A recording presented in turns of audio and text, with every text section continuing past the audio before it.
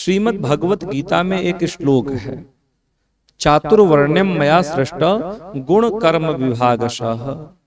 भगवान ने अर्जुन से कहा कि अर्जुन, ये जो चार वर्ण हैं, ब्राह्मण, क्षत्रिय, वैश्य और शूद्र, इसकी रचना, इन चारों वर्णों की सृष्टि रचना मैंने की है। किस आधार पर? तो गुण कर्म विभागशः, गुण और कर्म के आधार पर। लेकिन हमारे समाज में कुछ ऐसे पाखंडी हैं, कुछ ऐसे मूर्ख लोग हैं जो ना तो वेद का अध्ययन किए हैं, जिन्होंने ना तो पुराणों का अध्ययन किया है और ना ही किसी शास्त्र का अध्ययन किया है, और ना ही किसी गुरु के शरण में रह करके उन्होंने शास्त्रों को श्रवण किया है, पुराणों को सुना भी है। बस उन्होंने उठाया गूगल से इस श्लोक को और प्रवचन करने लगे, और इस प्रकार से समाज को भ्रमित कर रहे हैं। इस श्लोक को लेकर के कहते हैं कि भगवान ने ये जो चार वर्णों की सृष्टि की है, वो सृष्टि कैसे की है? तो गुण कर्म विभागशः। देखो भाई, ये लिखा है गुण कर्म विभागशः, कि गुण के आधार पर जाति होती है, वो ऐसा कहते हैं। अभी मैं उन्हें जवाब दूंगा, सुनिएगा अभी। तो वो कहते हैं कि गुण कर्म के आधार पर जाति होती है। कोई भी व्यक्ति पांडित्य कर्म करने लगेगा, कर्मकांड करने लगेगा, यज्ञ करने कराने लगेगा, जो ब्राह्मणोचित कार्य बताए गए हैं वेद के द्वारा, यज्ञ करना कराना, पढ़ना पढ़ाना, दान लेना दान देना, यदि इन खटकर्म को कोई भी व्यक्ति करने लगे, चाहे वो शूद्र करने लगे, चाहे वो वैश्य करने लगे, या फिर क्षत्रिय करने लगे, तो वो क्या हो जाएगा? वो ब्राह्मण बन जाएगा। उनका ये कहना है कि कोई भी व्यक्ति किसी भी जाति का कार्य करेगा तो वो उसी जाति का हो जाएगा। यदि कोई व्यक्ति क्षत्रियोचित कार्य करने लगे, मान लीजिए जैसे क्षत्रियोचित कार्य में है राज्य का पालन करना, देश की सुरक्षा करना इत्यादि, ये जो क्षत्रियोचित कार्य है, तो इन क्षत्रियोचित कार्य को कोई भी व्यक्ति उठ करके करने लगे, चाहे ब्राह्मण, चाहे शूद्र, चाहे वैश्य, कोई भी करने लगे, तो वो क्या हो जाएगा? वो क्षत्रिय हो जाएगा। उनका ये कहना है। उन व्यक्ति का ये कहना है, उन मूर्खों का, कि यदि कोई भी व्यापार करने लगे, चाहे ब्राह्मण व्यापार करने लगेगा, चाहे क्षत्रिय व्यापार करने लगे, चाहे शूद्र व्यापार करने लगे, तो क्या हो जाएगा? तो वो हो जाएगा वैश्य। हाँ, उनका ये कहना है। अरे भाई, यदि आपने शास्त्रों का भली भांति अध्ययन नहीं किया है, आपको ज्ञान नहीं है, तो आप क्यों प्रवचन कर रहे हैं? क्यों पागल बना रहे हैं लोगों को? मैं आज आपको बताऊंगा कि शास्त्र में किस प्रकार से जाति व्यवस्था, वर्ण व्यवस्था के विषय में बताया गया है। क्या जाति, जो आजकल के लोग बता रहे हैं कि कोई भी उठ करके किसी भी कार्य को करने लगो तो उसी जाति के हो जाओगे, ये सत्य है? या जन्म के द्वारा जाति निर्धारित होती है, ये सत्य है? आज मैं शास्त्रों से आपको बताऊंगा। लेकिन उन मूर्खों से पहले मैं ये पूछता हूं कि भैया एक बात बताओ, यदि एक परिवार में चार भाई हैं, एक पौरोहित्य कर्म कर रहा है, तो वो अपने आप को शर्मा लिखेगा, और उसी परिवार में यदि कोई सेना में है, कोई पुलिस विभाग में है, कोई प्रशासनिक विभाग में है, कोई सिविल सेवा में है, तो क्या वो सिंह लिखने लगेगा, वर्मा लिखने लगेगा? और उसी परिवार का एक भाई कोई व्यापार कर रहा है, तो क्या वो वैश्य लिखेगा, गुप्ता लिखेगा? यदि उसी परिवार का चौथा भाई यदि शूद्रोचित कार्य, सेवा का कार्य करने लगे, तो क्या वो अपने आप को शूद्र लिखने लगेगा? क्या एक ही परिवार में चार जातियां दिखने लगेंगी? चलो तुम कह दो हाँ हाँ ऐसा ही होता है, तो एक बात और बताइए, यदि मान लीजिए जो सेना में था, जो प्रशासनिक कार्य में था, पुलिस में था, रिटायरमेंट के बाद उसने सोचा अब क्या करूं, तो उसने छोटा मोटा दुकान खोल लिया, कोई व्यापार कर लिया, तो क्या जो अभी तक उसके आधार कार्ड पर लिखा हुआ था सिंह, तो क्या अब वो व्यापार करने के बाद जाकर के आधार कार्ड सेंटर पे बदलवा लेगा, गुप्ता लिखवा लेगा? आपके हिसाब से तो यही होना चाहिए ना? क्या उसे गुप्ता लिखवा लेना चाहिए? क्या यदि व्यापार में घाटा लग जाए और वो पुनः से सेवा का काम करने लगे, तो क्या आधार कार्ड पर जाकर के वो तीसरी बार फिर बदलवाएगा कि अब भैया हम सेवा का कार्य करने लगे, अब हम शूद्र हो गए हैं? तो एक ही व्यक्ति आपके हिसाब से यदि फेल होता जाए अपने व्यापार में, अपने काम में, और काम बदलता जाए, तो आपके हिसाब से तो आधार कार्ड, वोटर कार्ड और जितने ये जो कार्ड होते हैं जिस पर नाम, पता इत्यादि होता है, सब पर जाकर के टाइटल बदलवाता रहेगा आपके हिसाब से, है ना? एक प्रश्न मैं और पूछूंगा आपसे कि यदि आप कहते हैं कि हम ब्राह्मण परिवार में उत्पन्न हुए हैं और हम क्षत्रियोचित कार्य कर रहे हैं, तो हम क्षत्रिय हैं, तो ये बताइए आप अपने बेटे और बेटी का विवाह किस घर में करेंगे? ब्राह्मण घर में करेंगे, या आप अपने कार्य के आधार पर क्षत्रिय घर में करेंगे? या आपका बेटा यदि कोई अन्य जाति का कार्य कर रहा है, जातिगत कार्य, तो उस जाति में जाकर के विवाह करवाएंगे? या आपकी बेटी होगी तो आपकी बेटी, अपनी बेटी को आप किस घर में विवाह करवाएंगे? जरा बताइए। तो इन्हें इन सब बातों से कोई लेना देना नहीं, बस ये फेम पाने के लिए, प्रसिद्धि पाने के लिए, बस इस प्रकार से कुछ भी बोल रहे हैं, बकवास कर रहे हैं, बकवाद कर रहे हैं। देखिए, मैं आपको स्पष्ट कर दूं कि भगवान ने जो कहा है कि गुण कर्म विभागशः, कि गुण कर्म के आधार पर मैंने जाति का निर्माण किया, उस व्यक्ति को उस वर्ण में, उस जाति में मैंने जन्म दिया है। तो एक बात और, तो भगवान ने यदि ऐसा कहा है कि गुण और कर्म के आधार पर, तो जन्म लेने वाला जो बालक होता है, अभी तो उसने कोई कर्म भी नहीं किया है, उसके अभी कोई गुण भी नहीं है, तो भगवान ने फिर उसे उस वर्ण में क्यों भेजा? अभी तो उसने कोई काम नहीं किया। अगर मान लीजिए कोई बालक ब्राह्मण परिवार में उत्पन्न होता है, तो जन्म लेते तो ऐसा नहीं कि वो झोली माला उठा करके, घंटा घड़ियाल उठा करके यजमान के यहाँ जा करके और पौरोहित्य कर्म कर रहा है जन्म लेते ही, और भगवान ने कहा कि अब ये ब्राह्मण हो गया। या कोई बालक जन्म लेते ही सेना में जाकर के और देश की सुरक्षा तुरंत तो करने नहीं लगता है।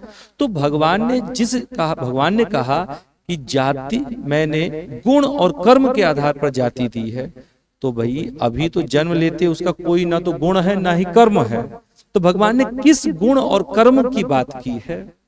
तो आपको बताऊं, जो लोग व्याकरण के विद्वान हैं वो जानते होंगे कि ये जो श्लोक है किस टेंस में है, वो भली भांति जानते होंगे। तो शास्त्र का अध्ययन किए बिना कोई प्रवचन करेगा तो ऐसे ही बस बकवास करता चला जाएगा।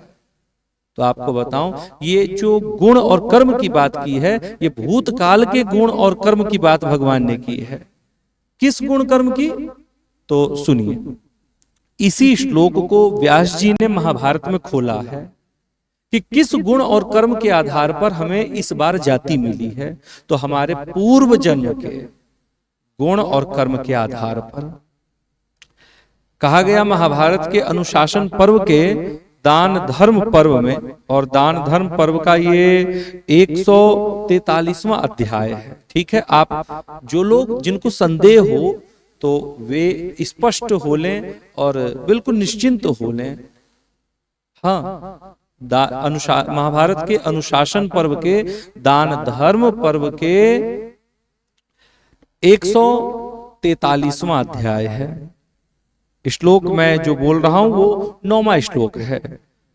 यस्तु विप्रत्वमुत्सृज्य क्षात्रम धर्मम निषेवते ब्राह्मण्यात् स परिभ्रष्टः क्षत्रयोनौ प्रजायते।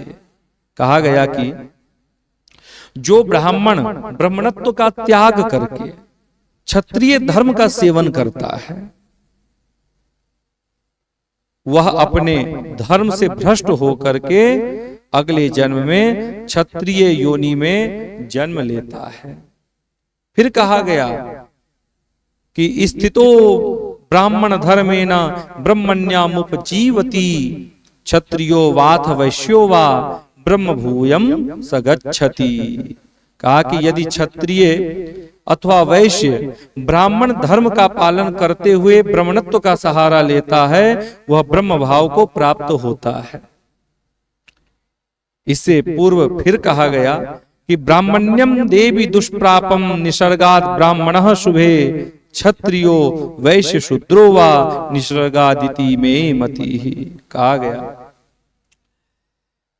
कि जो ब्राह्मण दुर्लभ ब्राह्मणत्व को प्राप्त करके लोभ और मोह के कारण अपने जातिगत कार्य को छोड़ करके और दूसरी जाति का कार्य करता है, जो ब्राह्मण, मान लीजिए कि कोई ब्राह्मण है और ब्राह्मण, चूंकि ब्राह्मण को वेद ने उपदेश किया है कि तुम यज्ञ करो, यज्ञ कराओ, अध्ययन करो, अध्ययन कराओ, दान लो और दान दो, ये खटकर्म बताया है।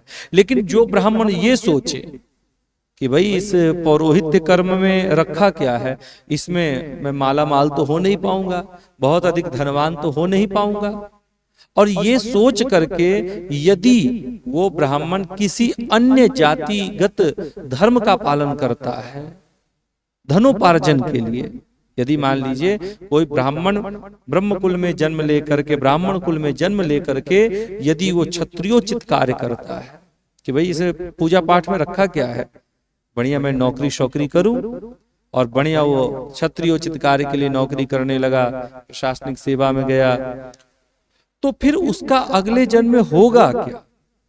तो हमारे शास्त्र ने कहा कि वो व्यक्ति अगले जन्म में क्षत्रिय कुल में जन्म लेगा। इस बार ब्राह्मण कुल में जन्म मिला, लेकिन वो अब अगली बार क्षत्रिय कुल में जन्म लेगा। क्यों? क्योंकि उसने ब्राह्मण कुल में जन्म लेने के बावजूद भी उसने क्या किया? क्षत्रियोचित कार्य किया, क्षत्रिय धर्म का पालन किया। इसलिए भगवान ने कहा तुम्हें बहुत पसंद है, चलो अगली बार तुम्हें भेजा जाए क्षत्रिय कुल में।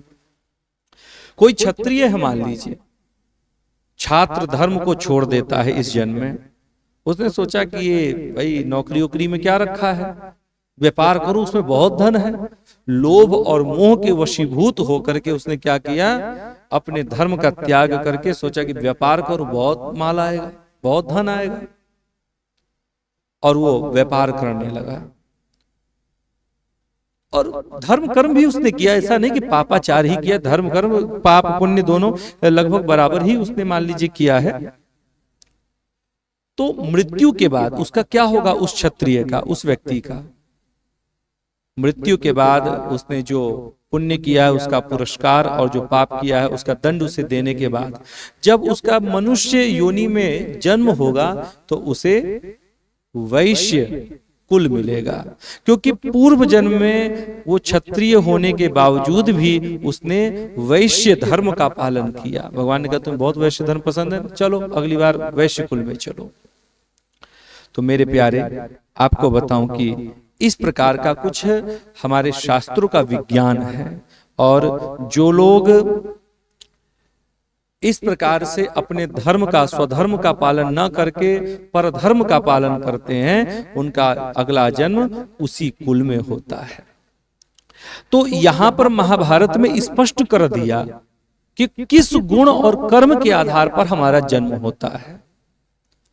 तो जो लोग पागल आपको बना रहे हैं ना कि आपने मान लीजिए क्षत्रिय कुल में जन्म लिया और आप व्यापार कर रहे हैं तो आप गुप्ता जी लिखने लगिए, तो उन लोगों को यथार्थ जो आपने सुना है उसे बता दीजिएगा कि भाई अनुशासन पर्व के दान धर्म पर्व का 143वां अध्याय पढ़ लो तो होश ठिकाने लग जाएगा।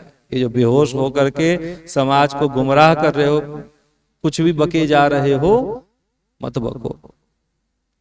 तो मेरे प्यारे, मेरे कहने का केवल इतना ही अर्थ है कि जो लोग इस श्लोक का गलत अर्थ बता रहे हैं तो उनके बहकावे में ना आए, और जो यथार्थ है वो आप जान गए हैं।